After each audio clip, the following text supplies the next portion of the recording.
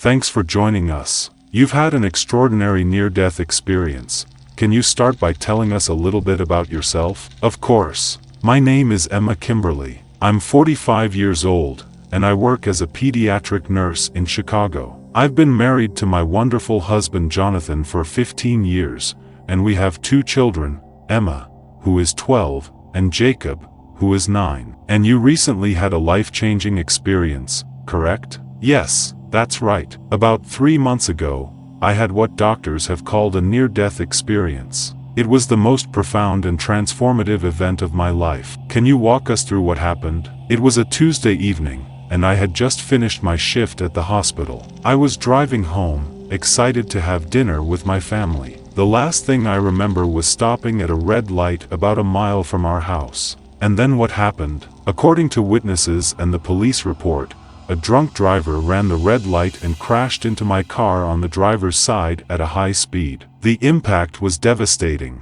My car was completely wrecked, and I was trapped inside, unconscious and bleeding heavily. That sounds terrifying. What do you remember next? The next thing I was aware of was an incredible sensation of floating. It was as if I was suddenly free from my body, weightless and without any pain. I could see the accident scene below me, the crumpled cars and the flashing lights of the emergency vehicles that were arriving. I watched as paramedics worked frantically to get me out of the wreckage. You were having an out-of-body experience? Yes, exactly. I felt completely calm and at peace, just observing everything happening below. Then I noticed a warm, bright light above me. It was the most beautiful, inviting light I'd ever seen. I felt drawn to it, as if it was calling me home. What happened as you moved toward the light? As I got closer to the light, I felt enveloped by the most extraordinary love, a love that was deeper and purer than anything I had ever experienced on earth. It was overwhelming in the best possible way. And then, I saw him,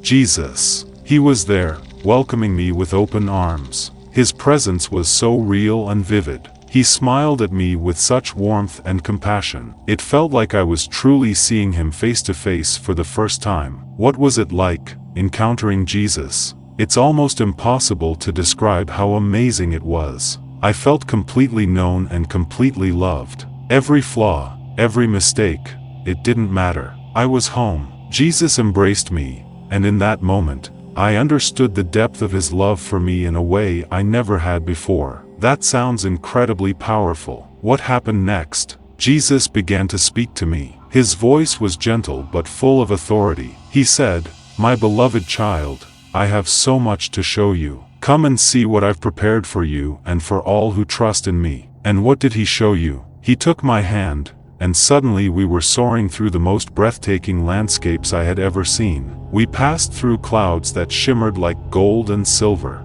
I saw mountains of indescribable beauty and valleys filled with flowers and colors I didn't even know existed. There were crystal-clear rivers and waterfalls that seemed to be made of living light. It sounds like a paradise beyond imagination. It truly was. And as stunning as the natural beauty was, it paled in comparison to what Jesus showed me next. We arrived at an immense, shining city. It was unlike anything I'd ever seen on earth, so vast, intricate, and perfect in every detail. Can you describe the city? It was laid out in a perfect square, with towering walls made of jasper that gleamed like polished glass. There were 12 gates, each crafted from a single enormous pearl. The streets were paved with pure gold, but the gold was transparent like crystal. The foundations of the city's walls were adorned with every kind of precious stone, sapphires, emeralds, topaz, amethyst, and many others I couldn't even name. That sounds a lot like the New Jerusalem described in the book of Revelation. Is that what you were seeing? Yes, exactly.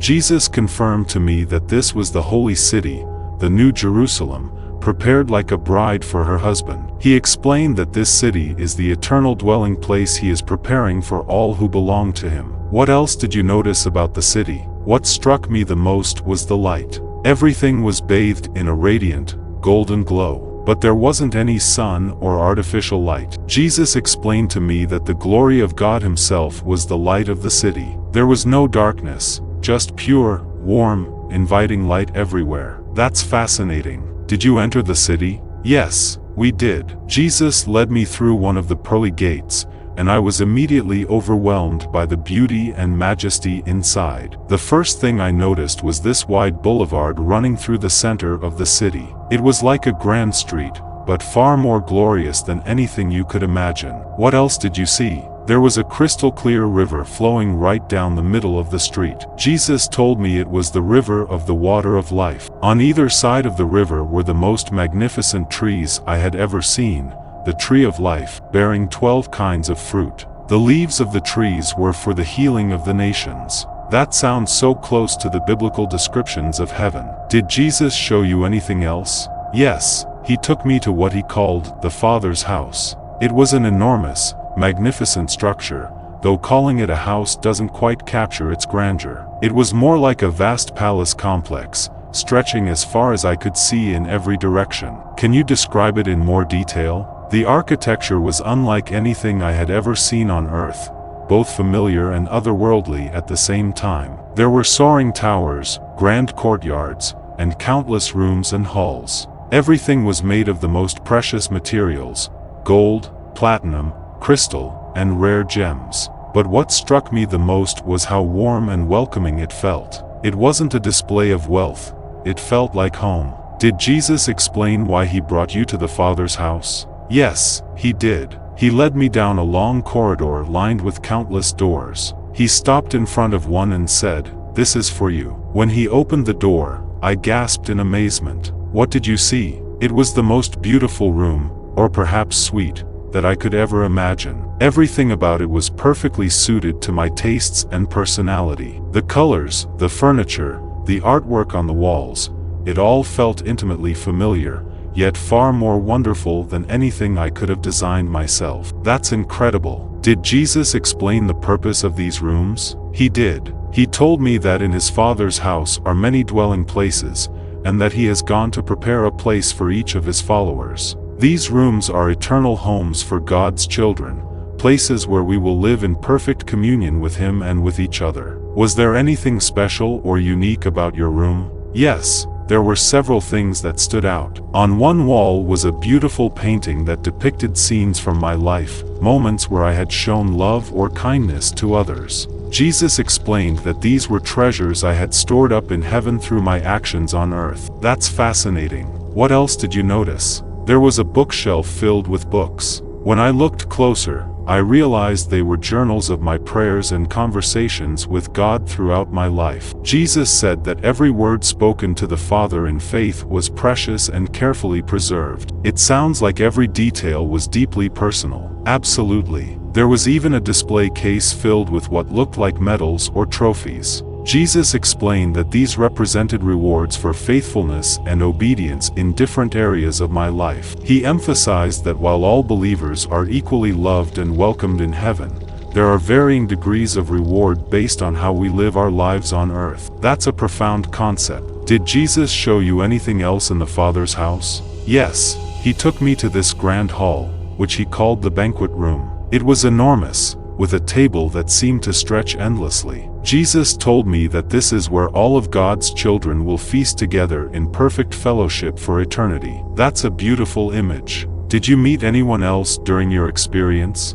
Absolutely. As we walked through the city, I saw countless people, more than I could ever imagine. They came from every nation, tribe, and language, just as the Bible describes. Everyone was filled with joy and peace, worshiping God and enjoying perfect harmony with one another. Did you recognize anyone? Yes, I did. I saw my grandmother, who had passed away when I was a teenager. She looked so young and vibrant. I also saw a college friend who had died in a car accident. They both embraced me and expressed how excited they were for me to eventually join them, but they reassured me that it wasn't my time yet. That must have been very emotional. Did Jesus explain why you were shown all of this? He did. He explained that he was giving me a glimpse of what awaits those who put their trust in him. He wanted me to share this hope with others, to let them know that there is so much more beyond this earthly life. Did Jesus say anything else specifically to you?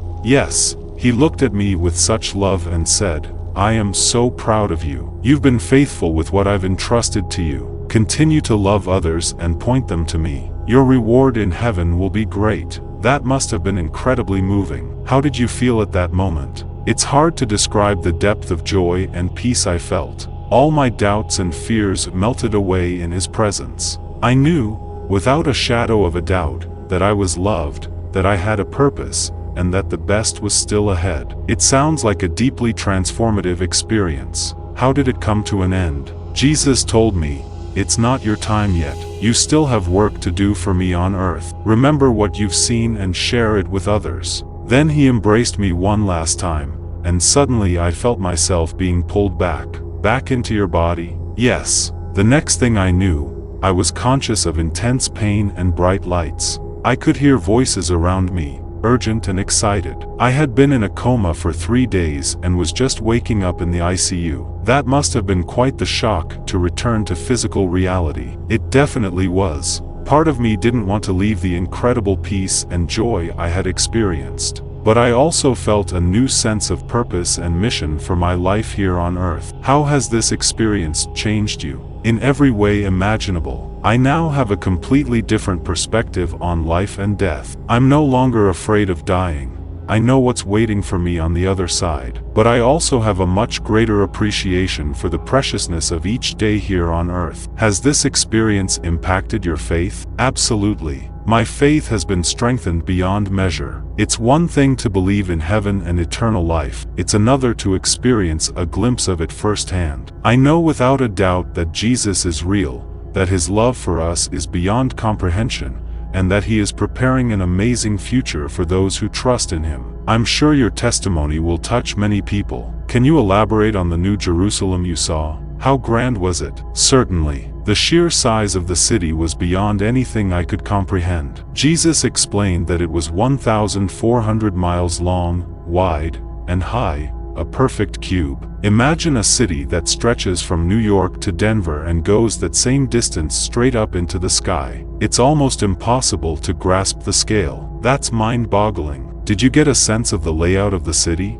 Yes, to some extent. Despite its vast size, everything felt perfectly arranged and easy to navigate. There were beautiful parks and gardens scattered throughout the city. I saw magnificent buildings that appeared to be centers of learning, creativity, and worship. Everything was interconnected by shimmering, golden streets. You mentioned earlier that there was no sun or moon. How was the city illuminated? The light seemed to come from everywhere and nowhere at the same time. It was as if the very air was filled with a warm, golden glow. Jesus explained that the glory of God himself illuminated the city. There was no darkness, just pure, radiant light. That's fascinating. Did anything else about the environment stand out to you? Yes, the perfect temperature struck me. It wasn't hot or cold, just comfortably warm. The air felt incredibly pure and invigorating to breathe. There was also a vibrant sense of life in everything. The plants, the water, even in what seemed like inanimate objects. Everything felt alive with God's presence. You mentioned seeing many people. Can you tell us more about that? Yes, the city was filled with people, more than I could count. They came from every possible background, ethnicities, ages, and were all wearing radiant, white robes. Everyone looked so healthy, vibrant, and full of life. There was no sickness, no disabilities, no signs of aging. Did you interact with anyone else besides your grandmother and friend? Yes, I briefly interacted with a few others. What struck me most was the joy and love radiating from everyone. There was no fear or suspicion, only genuine delight in meeting and connecting with one another. That sounds wonderful. Were people engaged in any specific activities? Yes, I saw people engaged in all sorts of activities. There were groups in what appeared to be study or discussion sessions, others creating beautiful works of art or music. I also saw people tending to the gardens and parks. Everything was done with joyful purpose, not as work, but as delightful expressions of creativity and service. You mentioned music. What was the music like in heaven? It was indescribably beautiful. There was a constant symphony in the background, a heavenly music that never ended. I heard choirs singing in perfect harmony, instruments I had never seen before, and even what seemed like the elements themselves joining in the melody. It was as if all of creation was offering continuous praise to God. That sounds breathtaking. You also mentioned rewards in heaven. Could you elaborate on what Jesus showed you about that? Yes. Jesus explained that while salvation is a free gift received by faith, there are rewards in heaven based on how we live our lives on earth. He showed me a scene where believers were receiving crowns and other honors from him. Interestingly, everyone who received these rewards immediately cast them back at Jesus' feet in worship, acknowledging that anything good in them came from him. That's a profound image. Did Jesus explain what kinds of actions lead to rewards in heaven? Yes, he emphasized that it's not about grand,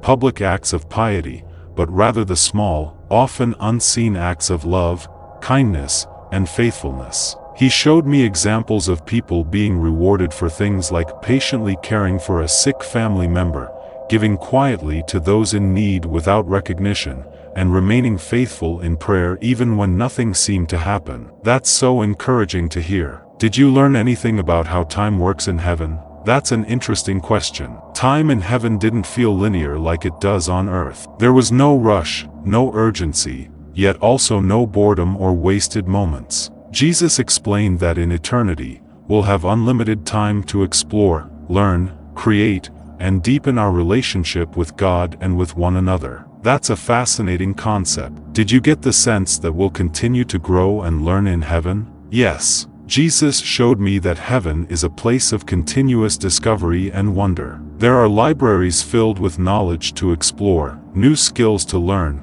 and endless depths of God's character to explore. He said that for all eternity, we will be growing in our understanding of His love and the wonders of His creation. That definitely challenges the idea of heaven being a static or boring place. Did you get a sense of what day-to-day life in heaven is like? It's hard to describe in earthly terms because it's so different from what we experience here. There's a perfect balance of rest and activity, individual pursuits, and community engagement. I saw people enjoying rich relationships, engaging in stimulating conversations, and collaborating on creative projects. But everything was centered around a constant awareness of God's presence and an attitude of worship. That sounds like the fulfillment of how we were originally designed to live. Did Jesus show you anything about the new earth the Bible mentions? Yes, he did. He took me to what he called the viewing room in the Father's house. It was like a massive observatory with windows looking out over the most breathtaking landscapes I've ever seen. Jesus explained that this was the renewed earth, familiar, but perfected and freed from the effects of sin and decay. Can you describe what you saw on the new earth? It was breathtakingly beautiful. I saw vast forests, crystal clear lakes and rivers, majestic mountains, and lush valleys. The colors were more vivid than anything I've ever seen on earth. The animal kingdom was in perfect harmony.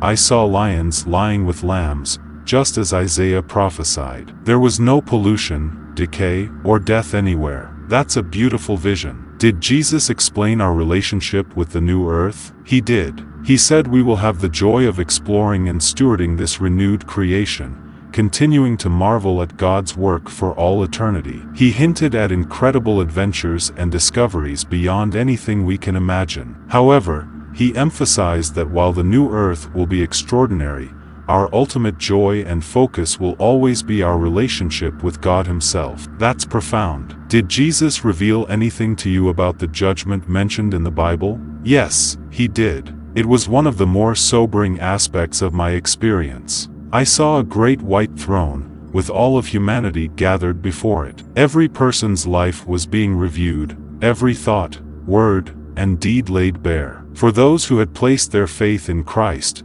their sins were covered by His blood. But for those who had rejected Him, it was a terrifying moment, facing judgment without that covering. That must have been difficult to witness. Did Jesus mention anything about hell or eternal separation from God? Yes, and it was heartbreaking. He showed me a place of utter darkness and despair, completely cut off from God's presence. He explained that this was never His desire for anyone, but that He respects the free will He has given to humanity. Those who choose to reject His offer of salvation ultimately choose this separation. How did seeing this impact you? It gave me a profound sense of urgency to share the gospel. Witnessing the reality of eternal separation from God made me realize how crucial it is for people to understand the choices they make in this life. It's made me bolder in sharing my faith and inviting others to know Jesus. That's powerful. Did you learn anything about the role of angels in heaven? Yes, I saw countless angels throughout my experience.